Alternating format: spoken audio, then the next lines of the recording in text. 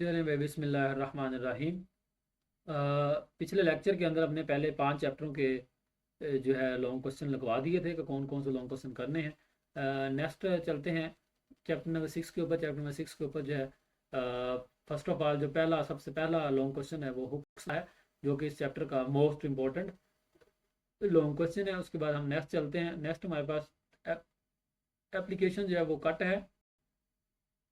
इसके बाद ये डेंसिटी वाला नहीं पूछा जा सकता। उसके बाद प्रेशर वाला ये भी नहीं पूछा जा सकता। उसके बाद जो आप लोगों से लॉन्ग क्वेश्चन पूछा जा सकता है वो प्रेशर इन लिक्विड वाला है। ये दूसरा चैप्टर का क्वेश्चन है जो कि आप लोगों से पूछा जा सकता है। नेक्स्ट हमारे पास आता है पास्कल लॉ। चलें उस पर पहुंचते हैं हम लोग। ये सारी कोई भी चीज़ नहीं पूछी जा सकती आप लोगों से, और ना ही ये बनते हैं, और बाकी जो टॉपिक बनते थे वो कट हो चुके हैं। जी, ये है पास्कल लॉ। ये most important very very chapter का Hooke's law, pressure in liquid, और तीसरा ये पास्कल लॉ है जो कि very very important long question. इसमें आप लोगों ने पहले डेफिनेशन करनी है, और यहाँ से ये गुब्बारे वाली और एक टायर वाली एग्जांपल दी गई है। ये कोई 2 एग्जांपलें कर सकते हैं। उसके अलावा आप लोगों ने क्या करना है, इसके एडवांटेजेस, ये आप लोगों ने इसके एडवांटेजेस लिख देने हैं। उसके बाद ये आप लोगों ने इसकी जो है ना एप्लीकेशन लिख देनी है। तो ये एक लॉन्ग क्वेश्चन कंप्लीट हो जाएगा। उसके बाद बाद पूछ लेता है कि define pascal law and right note on hydraulic press. तो फिर आप लोगों ने पास्कल लॉ की जस्ट डेफिनेशन लिखनी है, पास्कल लॉ को एक्सप्लेन नहीं करना, और पास्कल लॉ को एक्सप्लेन नहीं करना, और जस्ट आप लोगों ने क्या करना है, हाइड्रोलिक प्रेस को जाकर एक्सप्लेन। इस तरह आप लोगों का ये जो चैप्टर नंबर 6 है ये कंप्लीट हो जाएगा। ठीक है। इसके बाद चैप्टर नंबर 7 पे चलते हैं, जो कि बहुत छोटा सा चैप्टर है हमारे पास। उस पर चलते हैं। जी, तो ये हमारे पास क्या आ चुका है, चैप्टर नंबर 7 आ चुका है, थर्मल प्रॉपर्टीज ऑफ मेटल। तो इसमें जो हमारे पास पहला लॉन्ग क्वेश्चन बनता है ये वैसे कट होता है। उसके बाद नेक्स्ट जो हमारे पास बनेगा ये टेम्परेचर हीट वाला, ये लॉन्ग क्वेश्चन नहीं बनता। उसके बाद ये टेम्परेचर एंड इंटरनल एनर्जी वाला, तो ये क्वेश्चन बन सकता है। आपने इंटरनल एनर्जी की डेफिनेशन करनी है, ठीक है, और इंटरनल एनर्जी की एग्जांपल कर देनी है। टेम्परेचर की डेफिनेशन करनी है, टेम्परेचर की एग्जांपल कर देनी है, और एक्सप्लेनेशन के अंदर आप लोगों ने यहाँ से लेके एटलीस्ट ये वाली एक्सप्लेनेशन लाजमी कर देनी है। तो ये आप लोगों का एक लॉन्ग क्वेश्चन कंप्लीट हो जाएगा।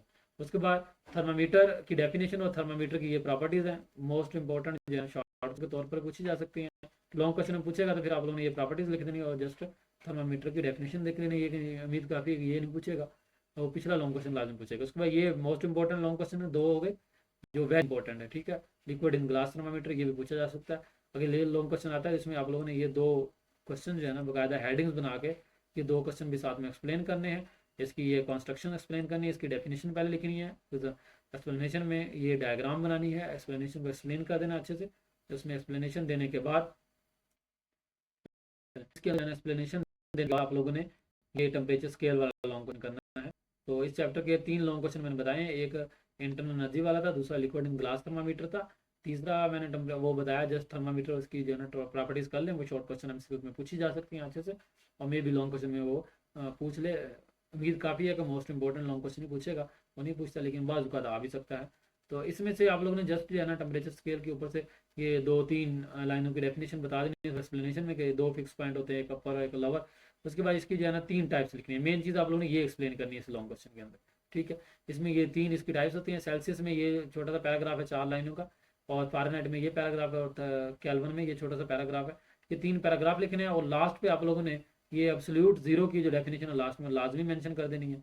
तो ये आप लोगों का इस तरह ये लॉन्ग क्वेश्चन भी क्या हो जाएगा, कंप्लीट हो जाएगा। इसके अलावा इसमें से जो चौथा लॉन्ग क्वेश्चन है वो पूछा जाता है थर्मोकपल थर्मामीटर।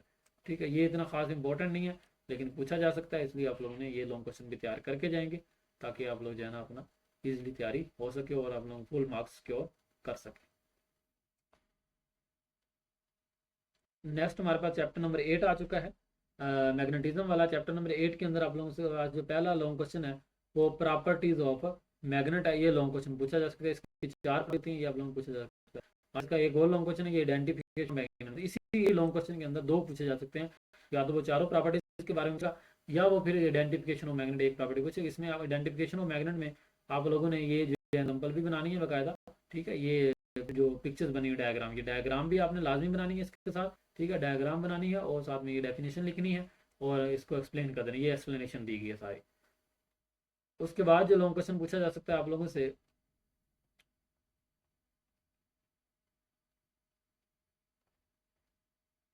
जी, तो इसके बाद जो लॉन्ग क्वेश्चन पूछा जाता है ये स्ट्रेंथ ऑफ मैग्नेटिक फील्ड, ये मोस्ट इंपॉर्टेंट लॉन्ग क्वेश्चन बनता है। तो ये आप लोगों से पूछा जा सकता है, ये आप लोगों ने तैयार करना। उसके बाद ये लॉन्ग क्वेश्चन और शॉर्ट क्वेश्चन दोनों और एमसीक्यू तीनों के लिए इंपॉर्टेंट है। और यूज ऑफ परमानेंट मैग्नेट ये आप लोगों ने तैयार करना है।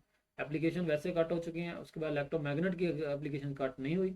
इसमें से आप लोगों ने ये मैग्नेटिक रिले कट हो गया, लेकिन ये सर्किट ब्रेकर ये इंपॉर्टेंट लॉन्ग क्वेश्चन है, ये सब ने तैयार करना है, अच्छे से तैयार करना है। उसके बाद इसके साथ जो है ना ये इलेक्ट्रोमैग्नेटिक क्रेन है, ये शॉर्ट क्वेश्चन है, ये आप लोग तैयार करना है, पूछा जा सकता है, लेकिन शॉर्ट क्वेश्चन के तौर पर अच्छे से तैयार करना है आप लोगों ने। उसके बाद ये डोमेन थ्योरी वैसे कट हो चुकी है। और इसके बाद जो लॉन्ग क्वेश्चन आता है ये मैग्नेटाइजेशन और डीमैग्नेटाइजेशन। ठीक है, दोनों अलग अलग पूछे जा सकते हैं। मैग्नेटाइजेशन अलग पूछा जा सकता है, डीमैग्नेटाइजेशन अलग पूछा जा सकता है। और या मोस्ट कॉमन मेथड जो है स्ट्रोकिंग, जो सिंगल टच और डबल टच, उसमें आप लोग लिखेंगे ए और बी दोनों पार्ट, अगर मोस्ट कॉमन मेथड पूछा जा सकता है। तो इसके साथ ही ये चैप्टर भी हमारा क्या हो जाएगा, एंड हो जाएगा। इसके बाद जो हमारे पास लॉन्ग क्वेश्चन पूछा जा सकता है चैप्टर नंबर 9 के अंदर से। चैप्टर नंबर 9 के अंदर से स्कोप ऑफ फिजिक्स जो है लॉन्ग क्वेश्चन पूछा जा सकता है। ठीक, स्कोप ऑफ फिजिक्स में आप लोगों ने स्कोप ऑफ फिजिक्स के बारे में ऊपर से बताना है, 3-4 लाइनें फिजिक्स की डेफिनेशन भी इसी के अंदर लिखनी है। उसके बाद आप लोगों ने यहाँ से टाइम की डेफिनेशन लिखनी है, टाइम को कैसे मेजर किया जा सकता है, और टाइम डायलेशन की डेफिनेशन लिखनी है। वो भी इधर मुझे सामने नजर नहीं है, लेकिन इसके अंदर ही मौजूद है। जो है ना टाइम डायलेशन की डेफिनेशन भी आप लोगों ने करनी है। ये देखें इधर, आई थिंक ये टाइम डायलेशन की डेफिनेशन यहाँ से शुरू हो रही है।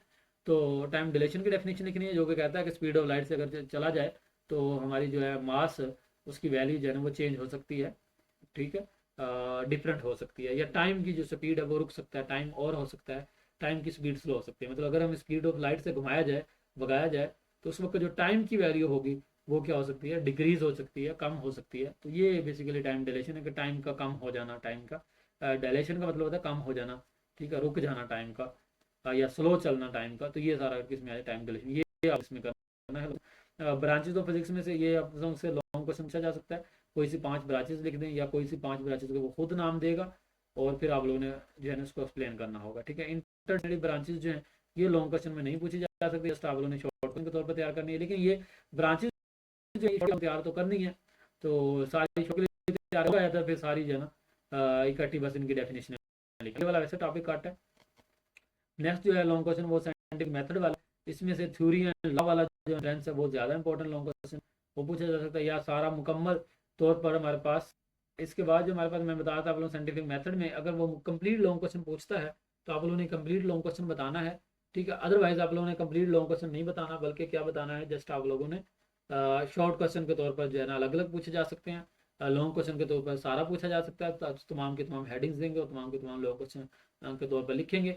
या ज़्यादा इंपॉर्टेंट इसमें से मैंने बताया कि थ्योरी या लॉ पूछा जा सकता है। चलें, ये 2 लेक्चर्स के अंदर आप लोगों के जितने भी पूरी फुल बुक के जितने भी लॉन्ग क्वेश्चन थे जो मोस्ट इंपॉर्टेंट पूछे जा सकते हैं फुल बुक के अंदर से, तो वो आप लोगों ने कंप्लीट करने हैं। स्कीम का हिसाब बताता चलूँ कि पहले 3 में से 1 लॉन्ग, अगले 3 में से 1 लॉन्ग, और अगले 3 में से 1 लॉन्ग। मतलब 1 लॉन्ग का मतलब होता है ए और बी पार्ट दोनों। ठीक है, मतलब 6 पार्ट पूछे जाएंगे, पहले 3 में से 2 पार्ट, अगले 3 में से 2 पार्ट, और अगले 3 में से 2 पार्ट। 9 चैप्टर है, सीधे सीधा स्कीम है, सीधा सीधा कॉम्बिनेशन है। ठीक है, तो ये पूछे जा सकते हैं आप लोगों से।